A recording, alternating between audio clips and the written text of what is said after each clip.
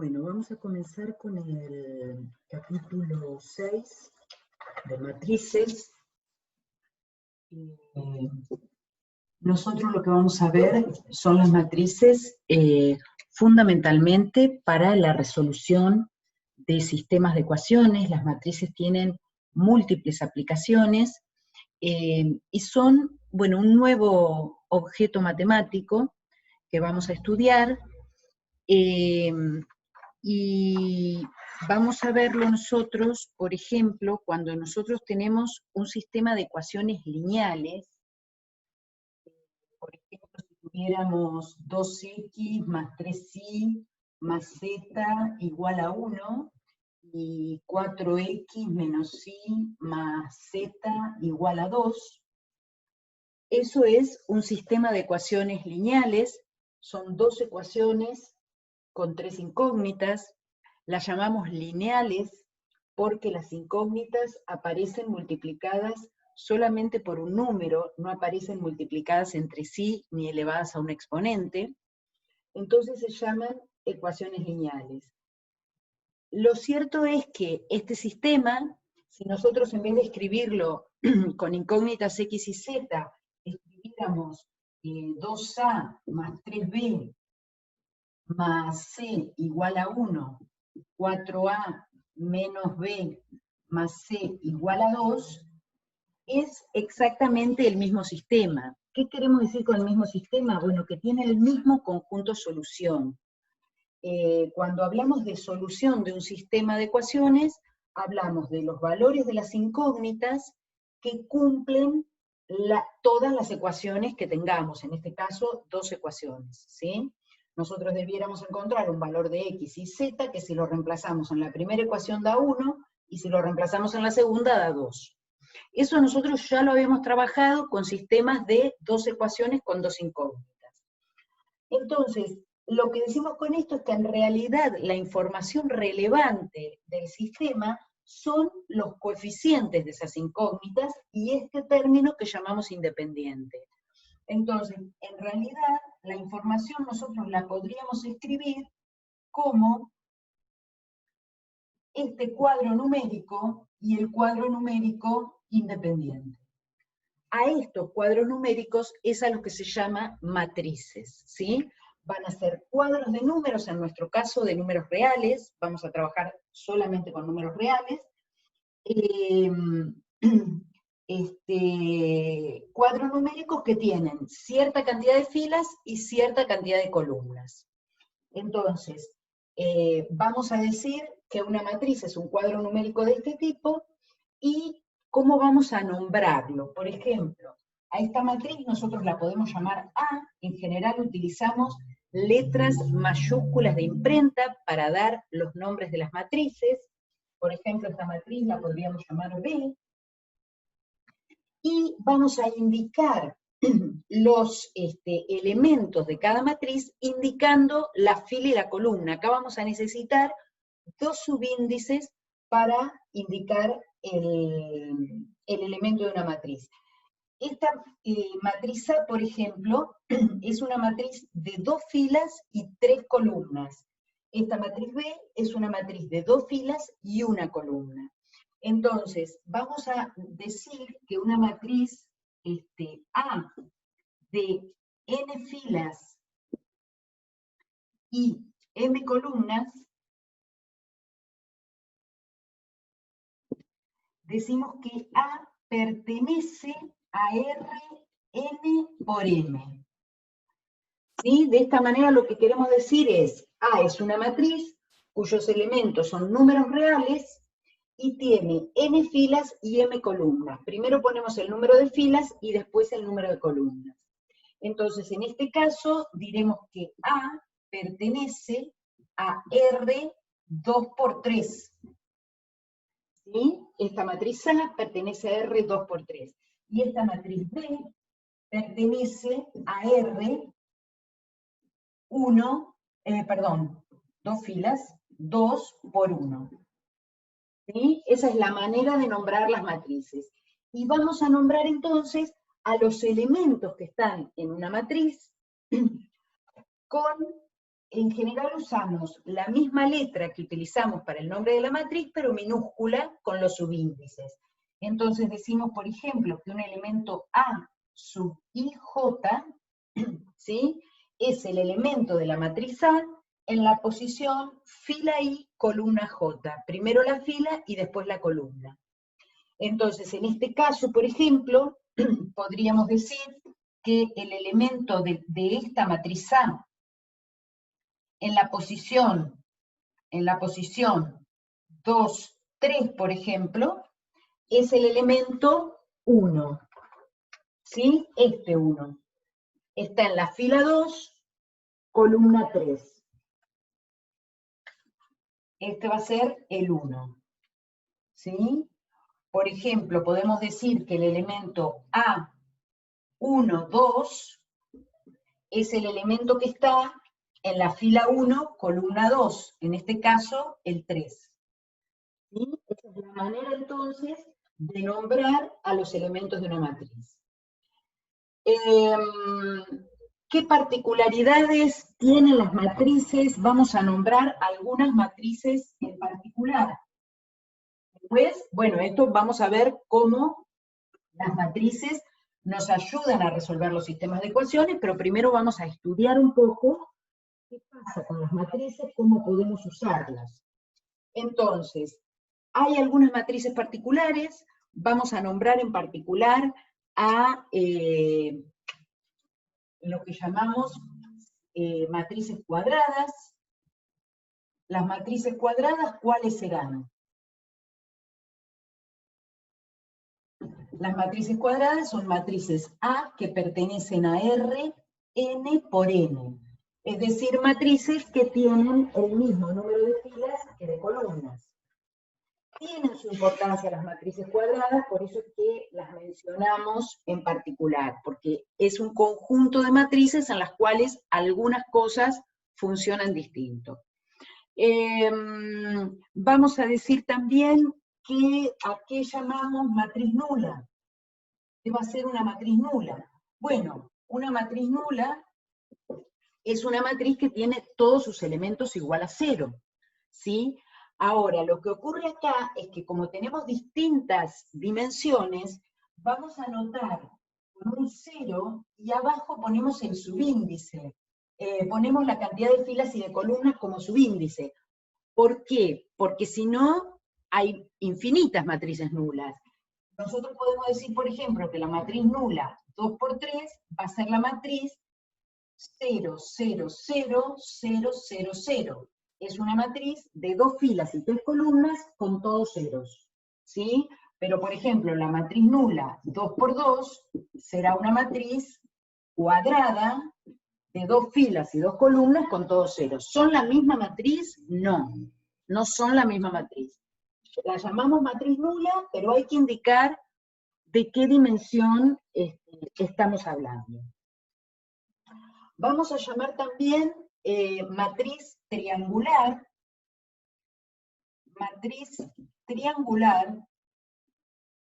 que puede ser superior o inferior. Por ejemplo, veamos qué es una matriz triangular superior. Cuando hablamos de una matriz triangular superior, bueno, intuitivamente lo que estamos diciendo es una matriz que va a tener ceros,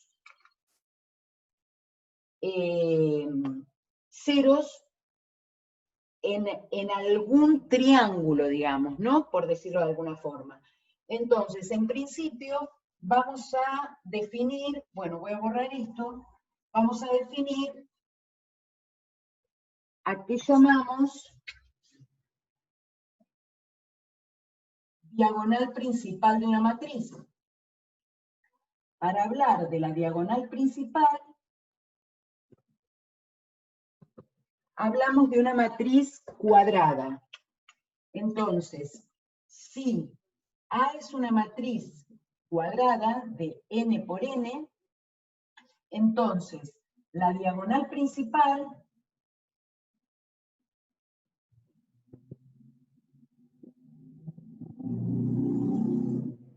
está formada por los elementos A sub I, I. ¿Qué quiero decir con esto? con los elementos que están en la posición fila igual a la columna. Es decir, si nosotros tenemos una matriz 3, 5, 2, primero tiene que ser cuadrada, ¿eh? Entonces, 3, 5, 2, 0, 1, 4, 5, menos 2, 7. ¿Sí? ¿Quién es la diagonal principal de esta matriz? Bueno, la diagonal principal de esta matriz va a estar dada por estos elementos que tienen el mismo número de fila que de columna, porque esto también podría identificarse como una diagonal, ¿sí? Pero la diagonal principal se la llama a esta. Este es el elemento 1, 1, el 2, 2 y el 3, 3. Entonces, definiendo qué es la diagonal principal, definimos que es una matriz triangular superior. Vamos a mirar acá, por ejemplo, una matriz triangular superior, si yo escribo 2, 1, 4, 0, 1, 0, 0, 0, 5, esta es una matriz triangular superior. ¿Por qué? Porque los elementos que no son 0, los elementos que son 0 están debajo de la diagonal principal. ¿Sí? Ese triángulo debe ser 0. Entonces, que eso no quiere decir que no pueda haber ceros en el resto de la matriz.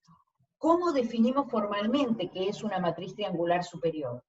Primero, otra vez, tiene que ser cuadrada. Por eso les decía que las matrices cuadradas tienen algunas propiedades. Si A es una matriz que es cuadrada, entonces es triangular superior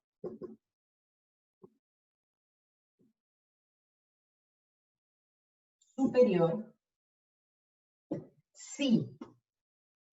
¿Cómo vamos a decir esto? Bueno, lo que tenemos que decir es que todos los elementos que están abajo de la diagonal son ceros. Es decir, fíjense, este elemento está en la posición 2, 1. Este está en la posición 3, 1. Este está en la posición 3, 2. Es decir, que la fila, el número de fila es más grande que el número de la columna. Entonces vamos a decir que si I es mayor a J, entonces A y J es 0. ¿Está bien? Si estoy en una posición donde la fila es más grande que la columna, el elemento tiene que ser 0.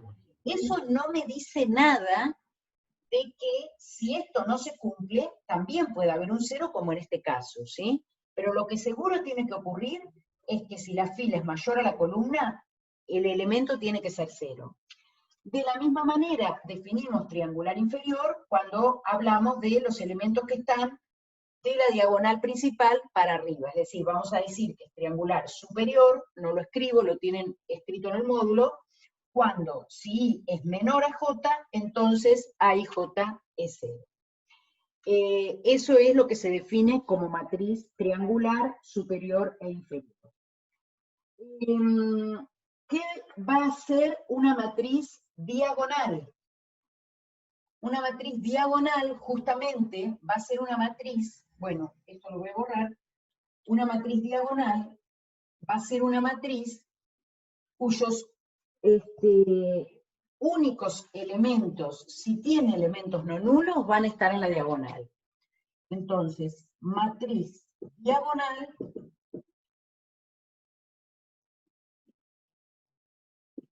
¿sí? Es una matriz otra vez cuadrada, ¿sí?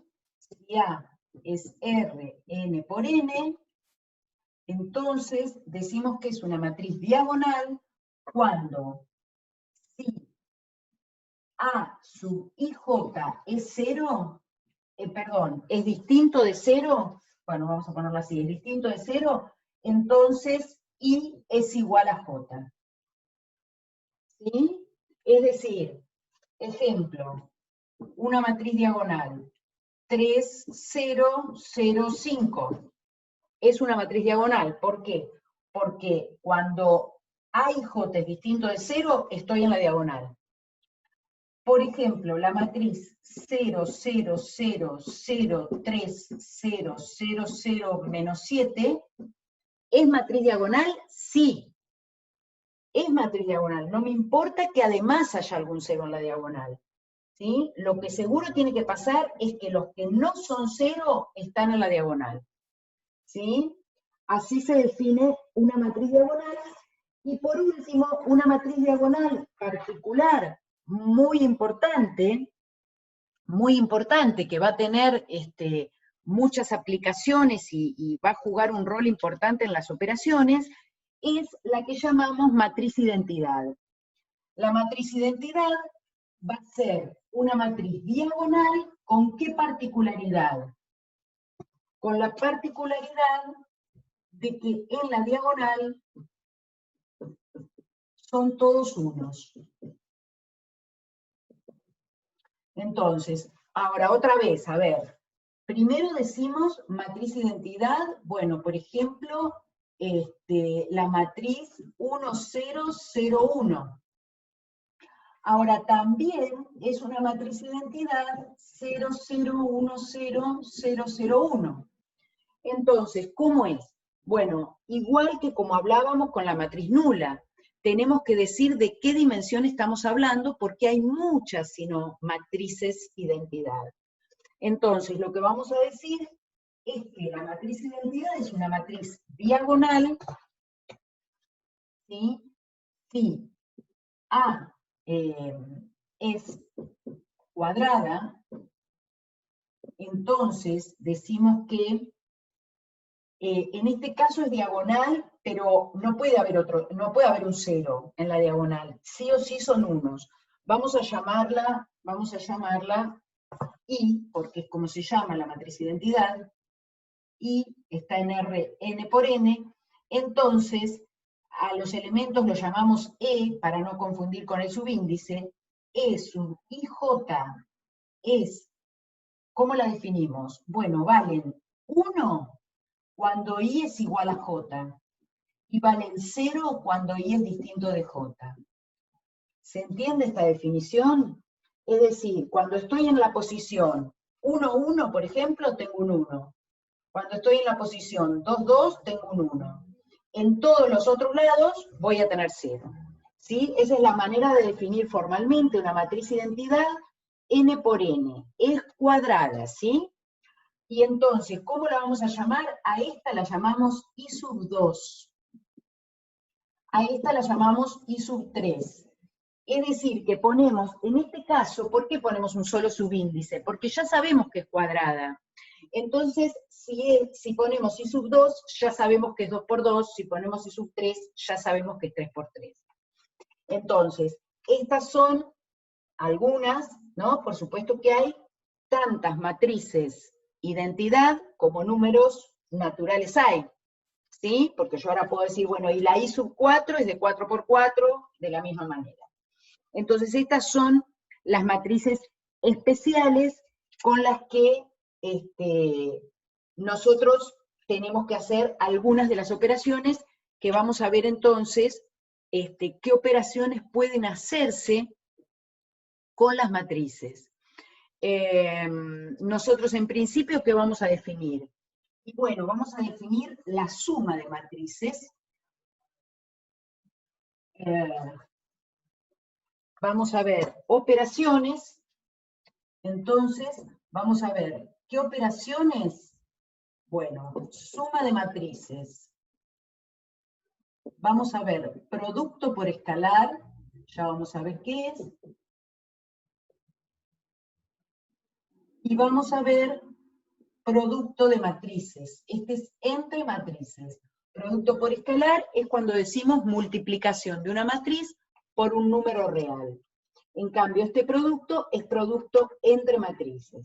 Estas son las operaciones en principio que vamos a ver con las matrices y con las matrices de distinta dimensión.